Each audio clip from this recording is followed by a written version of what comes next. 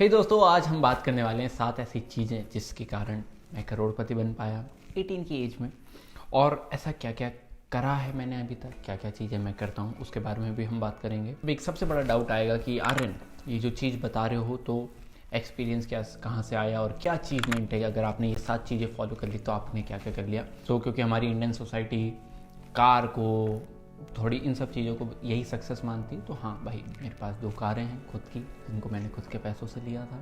खुद की मैं अपनी कंपनी चला रहा हूँ। बहुत सारे लोगों को मैं एम्प्लॉयमेंट दे पा रहा हूँ, बहुत सारे लोगों की मैं हेल्प कर पा रहा हूँ। तो हाँ, थोड़ा बहुत कुछ कुछ कर लिया है। ये वीडियो देखकर मैं ये तो नहीं बोलने वाला हूँ कि आप करोड़पति बन जाएंगे, 2 कार ले लेंगे, बट हाँ, आपकी लाइफ में बहुत सारे चेंजेस जरूर आ रहे होंगे। Hey guys, this is Aryan Tripathi, founder and CEO of Adimize private limited. अगर ये वीडियो आपको पसंद आती है फ्यूचर में, इस पूरी वीडियो को देखने के बाद, तो आप एक लाइक बटन दबा सकते हैं, जिसमें आपका कोई भी कॉस्टिंग नहीं आ रही होगी। और ऐसी और वीडियोस देखनी है, क्योंकि ये चैनल सिर्फ हम पैसों के बारे में बात करते हैं, स्किल्स के बारे में बात करते हैं, तो आप इस चैनल को सब्सक्राइब कर सकते हैं, बेल आइकन दबा सकते हैं अगर आप थोड़ा फाइनेंशियल पार्ट से जुड़े हैं या फिर ग्रोथ पार्ट से जुड़े हुए हैं। फर्स्ट पॉइंट पे आते हैं, दैट इज आप आर्ग्यू मत करिए, आप डिबेट करिए। एज ए टीनेजर हमारे अंदर एक प्रॉब्लम रहती है कि हम लोगों से आर्ग्यू करना चाहते हैं, हम अपने आप को सही बताना चाहते हैं, हम अपने आप को एक ईगोइस्टिक बोल सकते हो कि हम अपनी ईगो को सेटिस्फाई करना चाहते हैं।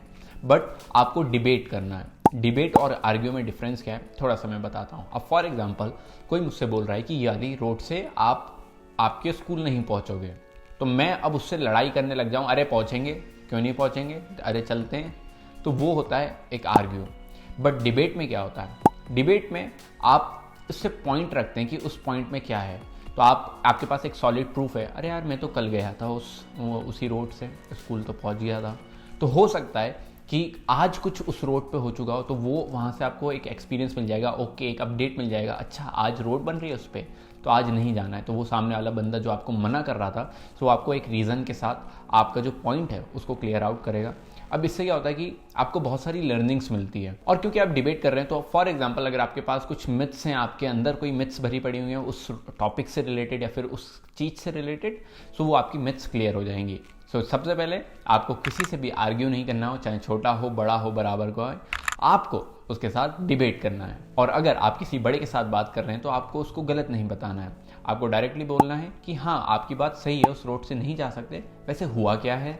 तो आपको प्यार से बहुत सारी चीज़ें सीखनी है, आपको अपना पॉइंट प्रूव आउट नहीं करना है। अब सेकंड चीज़ पे आते हैं, दैट इज़ आप सक्सेसफुल लोगों के साथ बैठे। हो सकता है वो आपके पापा हों, आपके ताऊजी हों, आपके फैमिली मेम्बर्स हों, आपके पड़ोस वाले अंकल हों, कोई भी हो। इन केस अगर आपके पास कोई भी ऐसा सक्सेसफुल व्यक्ति नहीं है या फिर ऐसा कोई व्यक्ति नहीं है जो आपको टिप्स दे सके या फिर वो अपना एक्सपीरियंस शेयर कर सके, तो आपको उस एनवायरनमेंट में डिजिटली घुस जाना है। For example videos, books, podcast, movies. मेरे टाइम पे मैं क्या करता था, क्योंकि मेरे आसपास सोसाइटी में ऐसे कोई लोग नहीं थे जिनके साथ मैं बैठ सकता था और बात कर सकता था किसी बिजनेस के बारे में, किसी के बारे में। सो मैंने अपने आप को डायरेक्टली डिजिटली कर लिया कि मैं यूट्यूब पे ऐसे लोगों को देखने लगा जिनके साथ मैं रिलेट कर पा रहा हूँ या फिर जिनके जैसा मैं बनना चाहता हूँ। तो मैं उनके व्लॉग्स देखने लगा, उनको फॉलो करने लगा इंस्टाग्राम पे। फॉर एग्जांपल अमन भैया को देखने लगा, अमन दत्तरवाल भैया। तो बहुत सारे लोग बोलते हैं कि आपका और उनका सेम एसेंट है, तो पता नहीं क्यों ऐसा लगता है, बट बोलते हैं लोग। तो वहाँ से अमन भैया से मैंने बहुत सारी इंस्पिरेशन लिए। फिर उसके बाद रणवीर भैया, रणवीर अलाहाबादिया, तो वहाँ से मैंने उनके व्लॉग्स देखे, उनकी वीडियोस, पॉडकास्ट देखी। वहाँ से बहुत सारा ज्ञान मिलता है बैक एंड वाला, क्योंकि इंस्टाग्राम पे फॉलो करते हो ना, तो सबकी सक्सेस देखते हो। फॉर एग्जांपल आप मुझे इंस्टाग्राम पे फॉलो करते हो, तो मैं जस्ट एक स्टोरी डाल दी, ओके मैं यहाँ पे घूम रहा हूँ, मैंने कार ले ली, ये कर लिया, तो आप सक्सेस देख रहे हो। बट उसके पीछे मेहनत कितनी लगी है, कि वो रात को बंदा सोया नहीं होगा, या फिर ऐसी क्या प्रॉब्लम्स आ गई होगी, किससे लड़ाई हो गई होगी, क्या रिलेशनशिप किसी से उसका खराब हुआ होगा। तो ऐसे बहुत सारे बैकएंड आप नहीं देख पाते, जो कि इंपॉर्टेंट है उस लाइफस्टाइल को अचीव करने के लिए। तो सबसे पहले आप यूट्यूब पे ऐसे लोगों को फॉलो करें, ऐसी लाइफस्टाइल देखें जिसका बैकएंड आपके साथ शेयर किया जा रहा हो कि कैसे वो चीज़ अचीव हो रही है। सेकंड, अब मूवी पे आते हैं, तो आपको मूवीज़ और वेब सीरीज़ आपको कुछ ऐसी देखनी है जो आपको डे टू डे लाइफ में हेल्प कर रही हो। फॉर एग्जांपल जब मैंने स्कैम 1992 देखी थी, तो मैं इतना मोटिवेटेड था कि उस वीक मैंने अपनी प्रोडक्टिविटी का पीक वाला काम करा था। फिर बहुत सारी मूवीज़ हैं हमारे पास। सोशल नेटवर्क्स देख सकते हैं कि फेसबुक कैसे बिल्टअप हुआ था, क्या क्या चीज़ें हुई थी। स्टीव जॉब्स देख सकते हो, स्टीव जॉब्स की कहानी कैसे उनको हटा दिया। सो आपको अपनी जितनी भी आसपास की चीज़ें ना उसको सराउंड कर लेना है ऐसी चीज़ों से जो, तो आपको जो भी बनना है आप ऐसी उन चीज़ों को देखिए जिनके बैकएंड्स आपको पता चल रहे हो कि अब फॉर एग्जांपल मेरे को एज अ एंटरप्रेन्योर बनना है, तो एंटरप्रेन्योर बनने के लिए मेरे को क्या क्या चीज़ करनी रहती है, क्या क्या समस्या आती है, वो आपको सबसे पहले उस सराउंड में पहुंचना पड़ेगा। थर्ड आता है be open to every opportunity. होता क्या है कि कभी कभार हमारे पास कोई अपॉर्चुनिटी आती है कि चलो वीडियो एडिटिंग कर लोगे, और हम मना कर देते हैं, अरे यार नहीं मेरे पास पीसी नहीं है, अरे यार नहीं मेरे को वीडियो एडिटिंग आती ही नहीं है। अगर आप एक बिगिनर हो और आपके पास कुछ ऐसा ऑप्शन नहीं है करने को, तो आप हर एक अपॉर्चुनिटी के लिए ओपन रहो। अगर कोई वीडियो एडिटिंग के लिए बोल रहा है मैं कर दूंगा, मेरे पास फ़ोन है, मैं काइन मास्टर का कुछ अच्छा वाला ऐप डाउनलोड करूंगा जिसमें उसका वाटर मार्क नहीं आएगा, और मैं YouTube से देख के एडिटिंग कर लूँगा। YouTube पे हर एक चीज़ अवेलेबल है जिससे आप बेसिक वाला काम तो कर सकते हैं, जिससे आप जो बेसिक इनकम है वो आप अर्न कर सकते हैं, एंड देन जो बेसिक इनकम अर्न करिए उसको आप इन्वेस्ट करके कोई कोर्स बाय कर सकते हैं, कुछ चीज़ बाय करके वहाँ से आप एडवांस लेवल चीज़ सीख सकते हैं। सो हमेशा जो भी अपॉर्चुनिटी आ रही है सोशल मीडिया मैनेजर की आ रही है, हाँ मैं कर दूंगा। डरना नहीं है कि ये चीज़ मेरे को नहीं आती तो कहीं कुछ ना हो जाए, आपको कुछ सीखने को तो मिलने ही वाला है, तो आप जस्ट हाँ बोलिए। सेम मैंने भी करा था कि मेरे पास जब अपॉर्चुनिटी आई, मैं वीडियो एडिटिंग भी करी है, मैंने फ्रीलांसर के तौर पे मैंने ग्राफिक डिज़ाइनिंग भी करी है, मैंने वेबसाइट्स भी बनाई हैं, मैंने फेसबुक एड्स भी चलाए, तो मैंने बहुत हर काम में करा है कि जो मेरे पास काम आया जहाँ से मुझे पैसा आ रहा था। मैं शूट पे गया हूँ कि मुझे मतलब 2 दिन के 500 रुपये मिलते थे कि शूट भी करना है एडिटिंग भी करना है, तो मैंने वो काम भी करा है। ठीक है, तो जो भी अपॉर्चुनिटी आ रही है आपको बस उसको हाँ बोलना है और उसको अच्छे से अपना 100% देके फुलफिल करना है। The fourth one is personal branding. Personal branding आपकी डे टू डे लाइफ में बहुत हेल्पफुल रहता है। कैसे? अगर आप स्कूल में हैं, कॉलेज में हैं, बिजनेस करते हो, जॉब करते हो, हर जगह अगर आप एक फेमस बंदे हो, फॉर एग्जांपल आपके रील में बहुत सारे फॉलोअर्स हैं, इंस्टाग्राम पे बहुत सारे फॉलोअर्स हैं, आपके 1 लाख 1.5 लाख फॉलोअर्स है। सो आप फॉर एग्जांपल टीचर्स आपको एक प्रेफरेंस दे सकते हैं अगर आप उनकी हेल्प करते हैं और आपका बिहेवियर अच्छा है।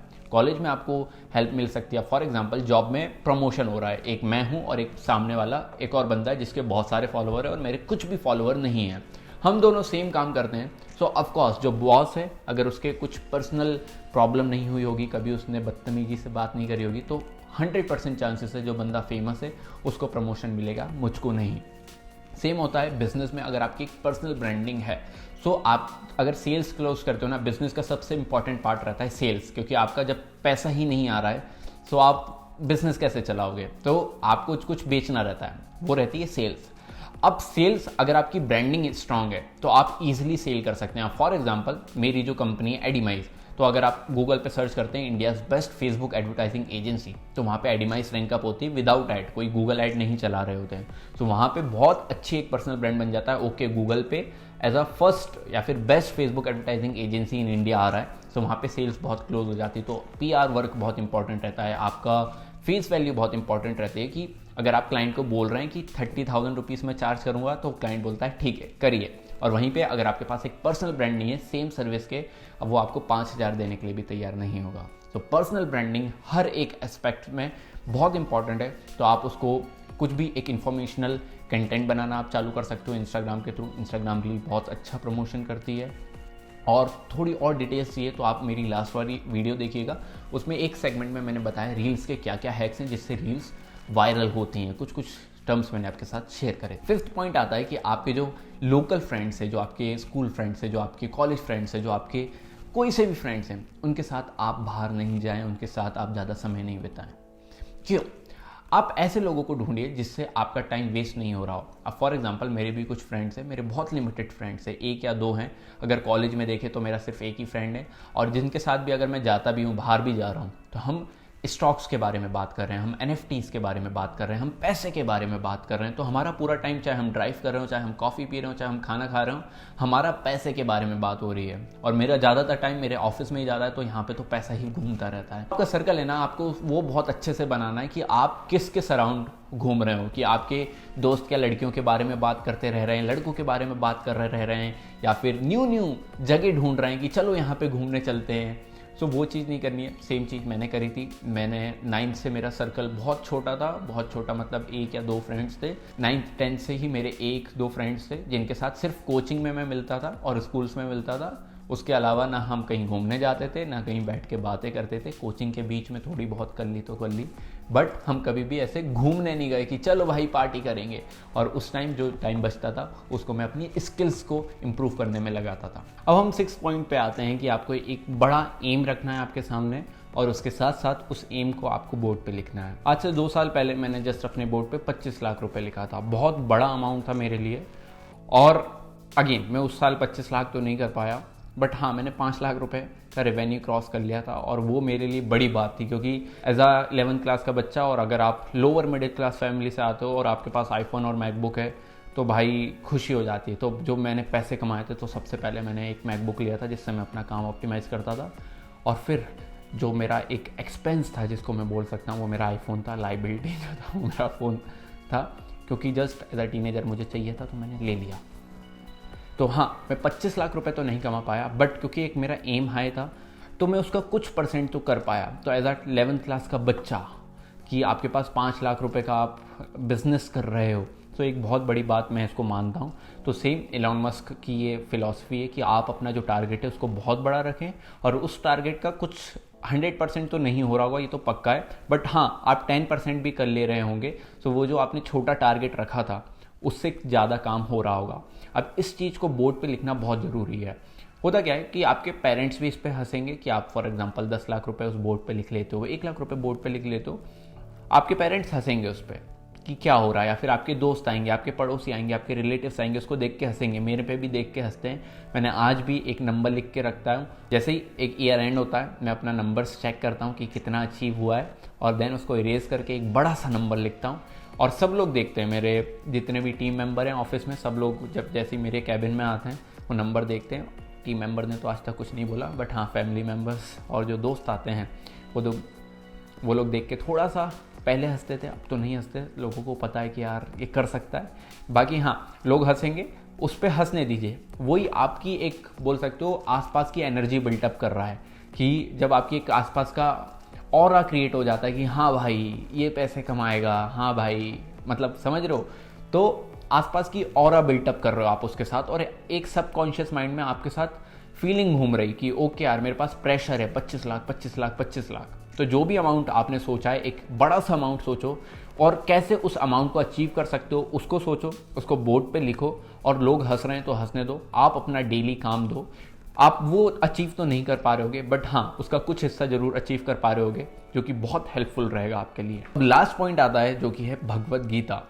जब लॉकडाउन लगा था 2020 में, कुछ काम नहीं था और मैं विवेक बिंद्रा जी को बहुत देखता था कि उनकी बिजनेस वीडियोस, बिजनेस कैसे बिल्टअप होता है। सो उस टाइम वो भगवत गीता से रिलेटेड वीडियोस डालते थे कि क्या लर्निंग्स है भगवत गीता की। सो जस्ट मैंने वो वीडियो देखी, मैंने मंगाई।